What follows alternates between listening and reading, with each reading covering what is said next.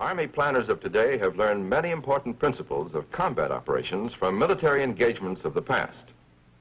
Regardless of their historical background, all armies shared one common problem: how to get the soldier what he needed to win his battle, when he needed it. The military term for this support is logistics.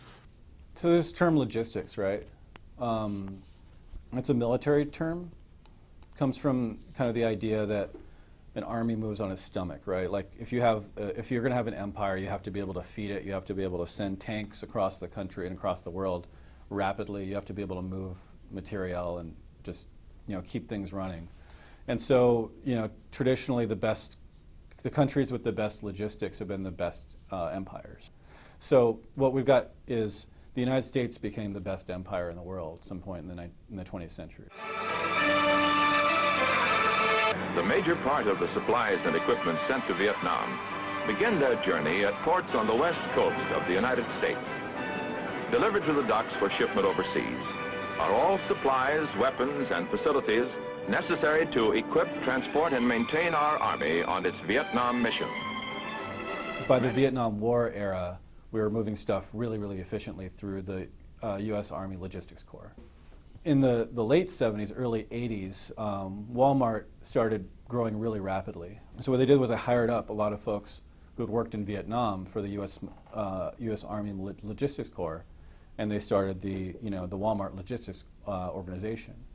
And those folks basically built the best system they could. They were smart enough to anticipate that was how the world was going to change, but they were also powerful enough to help that happen. And the more efficiently they operate, the more stuff they can move, and the more stuff they can move, the more they can put money into it. The main reason the Inland Empire became a place where a lot of these warehouses ended up is because we're close to the port. We're within 50 miles of the ports of Los Angeles and Long Beach, which are the dominant ports for goods movement for the United States. About 40% of the stuff coming into the United States comes through there. LA County in the early to mid 90s, when this industry started really taking off, was already seen as a place with too many unions, too many environmentalists, and really high real estate costs, really.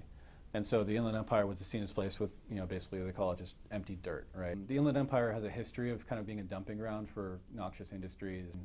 In the mid-2000s, like 2003, 2004, the economy was supposedly doing really well. Unemployment was relatively low, and there was, it was still hard for the regional economy to kind of be self-sustaining. Now it's just collapsed. The biggest industry in this region is warehousing, logistics. So looking at that as part of the global economic system, right? The industry that we're dealing with is not local, right? It's global. Here, what happens is Walmart is the dominant force, and these other retailers are the dominant force in the region for logistics and moving goods. And they're the best at driving prices down. This is where the biggest corporations in the world, most of all Walmart, this is the lifeblood of how they operate.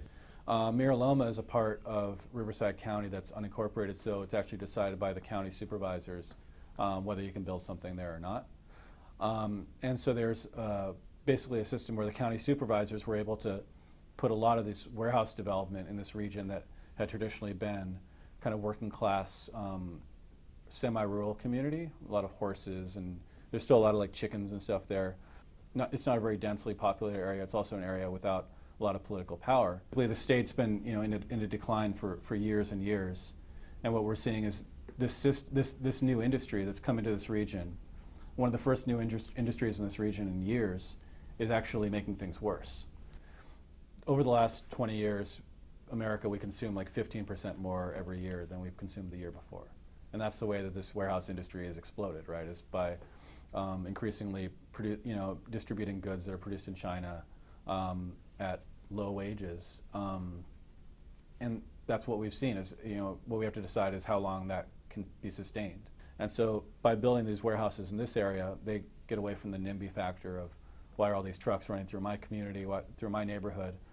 It's not an accident. I think that's what I want to leave it with, is like all this stuff happened on purpose. It all happened because Walmart is really, really good at moving stuff for really cheap. And nobody in any of these communities has been able to have a response. I think the response is, you guys are the biggest company in the world. You have a responsibility to to do at least as well as, you know, some of the other competitors, but to do better realistically, because they have more money than anyone else, and they're the ones who call the shots. And so they're the ones who are going to have to be accountable at some point, not just in Mira Loma, right, but across the country and the world.